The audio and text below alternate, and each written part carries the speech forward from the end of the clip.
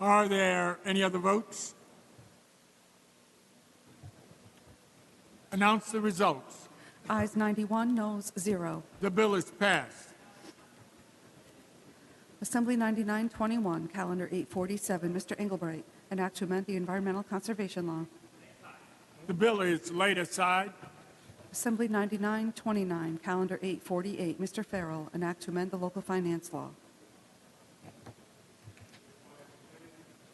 Read the last section. This act shall take effect immediately. Clerk will record the vote.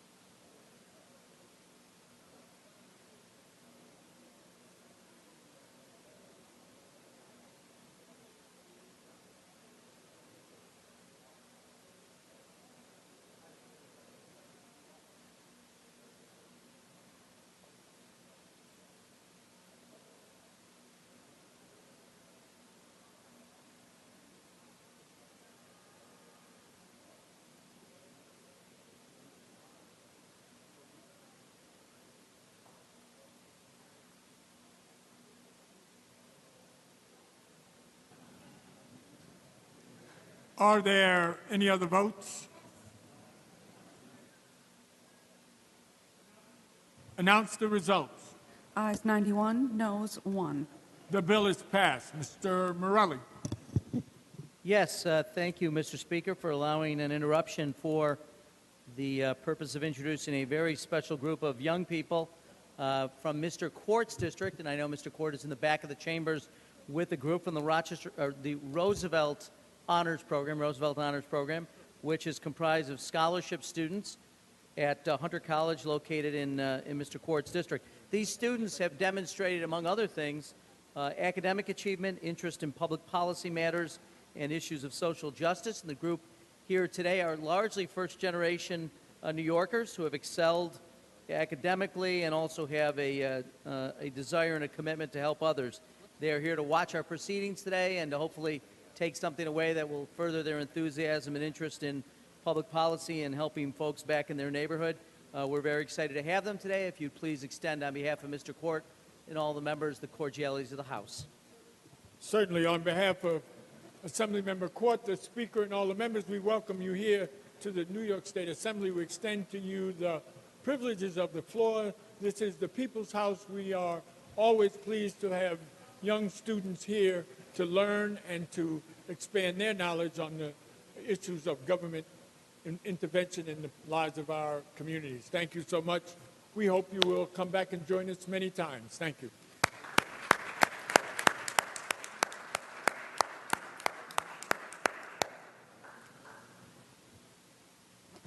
Assembly 9960, Calendar 849. Mr. O'Donnell, an act to amend the executive law. The bill is laid aside. Assembly 9995, Calendar 850. Ms. Weinstein, an act to amend the civil practice law and rules. The bill is laid aside. Assembly 9996, Calendar 851. Ms. Fahey, an act to amend Chapter 141 of the laws of 2014. Lay aside. Assembly 9997, Calendar 852. Ms. Fahey, an act to amend Chapter 454 of the laws of 2010. Home rule message is at the desk. Read the last section. This act shall take effect immediately. Clerk will record the vote.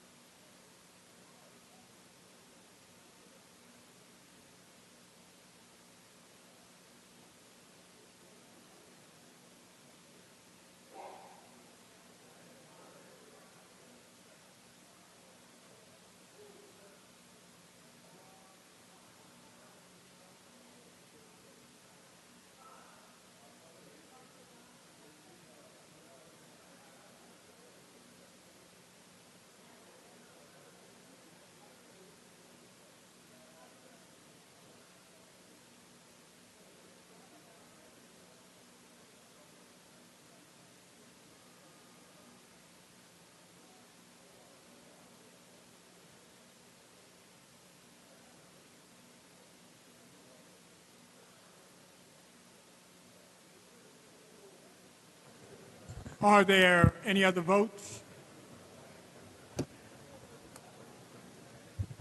Announce the results. Ayes 88, noes 3. The bill is passed. Assembly 10,025, Calendar 853. Ms. Shimon, an act to amend the real property tax law. Read the last section. This act shall take effect immediately. Clerk will record the vote.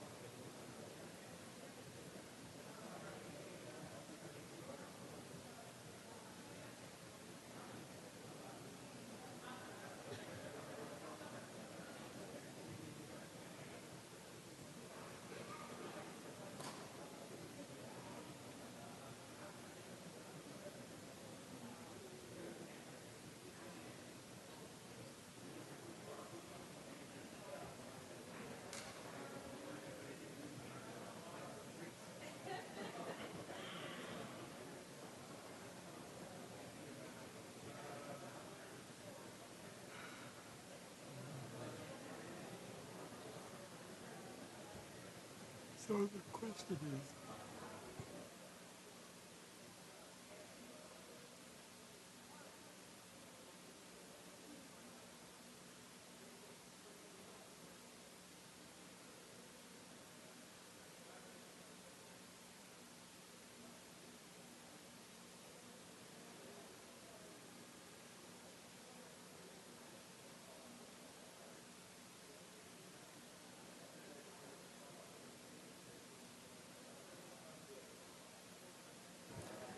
are there any other votes?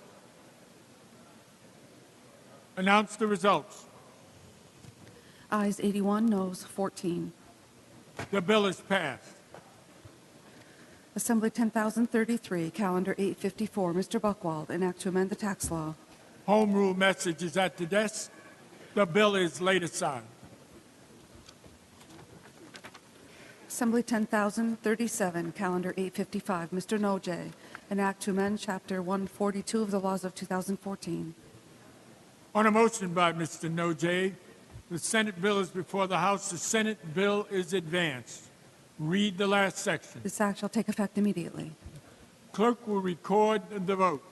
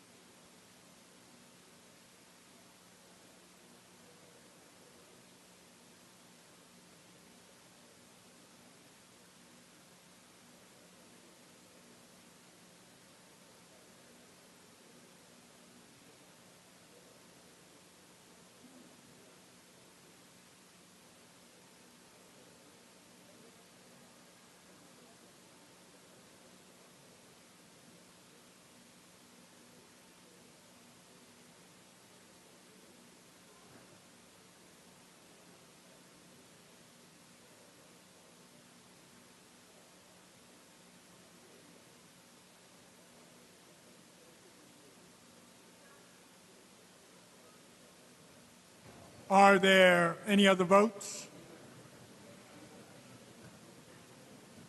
Announce the results. Ayes 87, noes 10. The bill is passed. Mr. Morelli. Thank you, Mr. Speaker. I understand the Transportation Committee has concluded its work, so it's time for members of the Codes Committee to meet in the Speaker's conference room. Mr. Lenthal is prepared for a Codes meeting in the Speaker's conference room.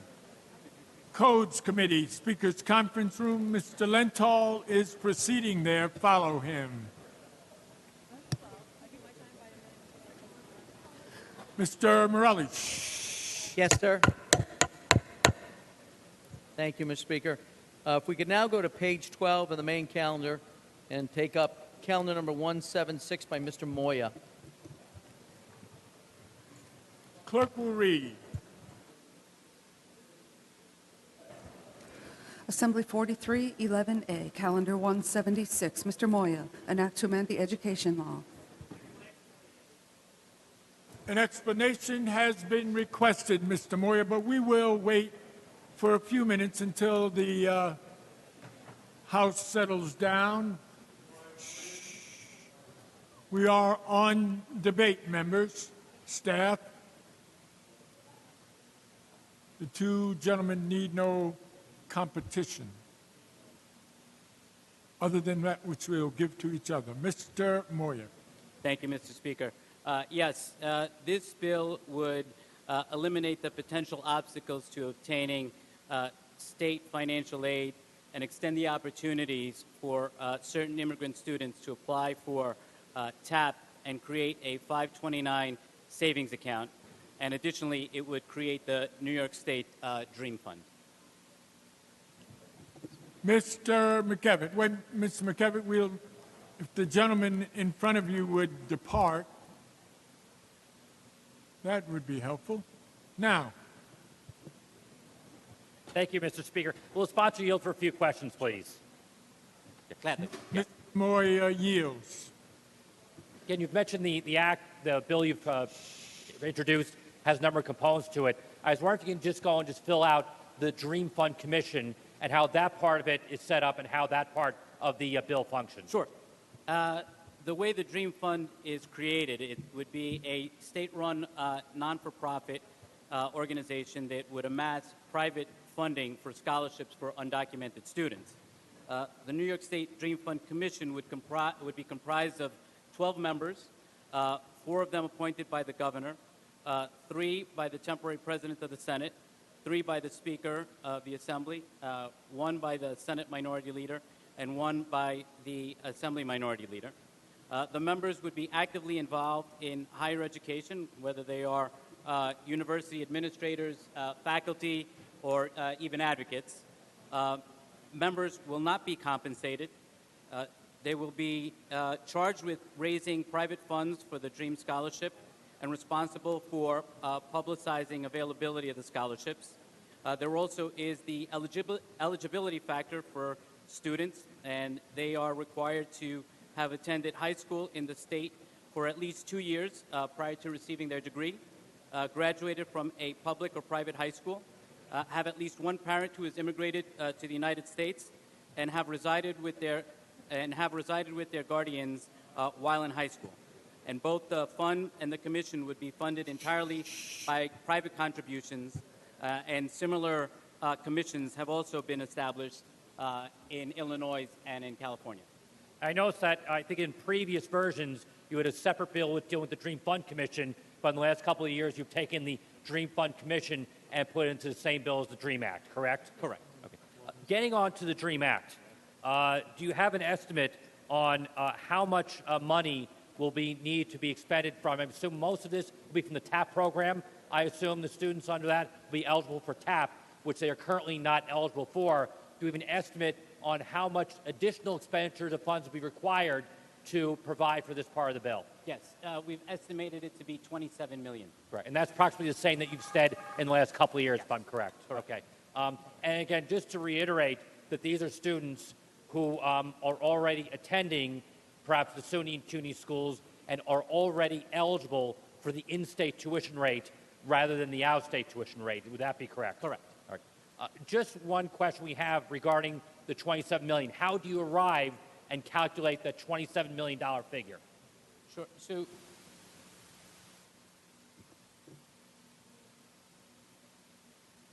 it was based upon the 6,000 students and their income levels, which that was the funding which was enacted in the budget with the appropriations for TAP. So we've estimated that there was 6,000 Dreamers that would be eligible for tuition assistance. But you're making the assumption that if we were to go and pass this bill into law, that there'd be no further increase of students into the SUNY schools and the CUNY schools if that were to be the case.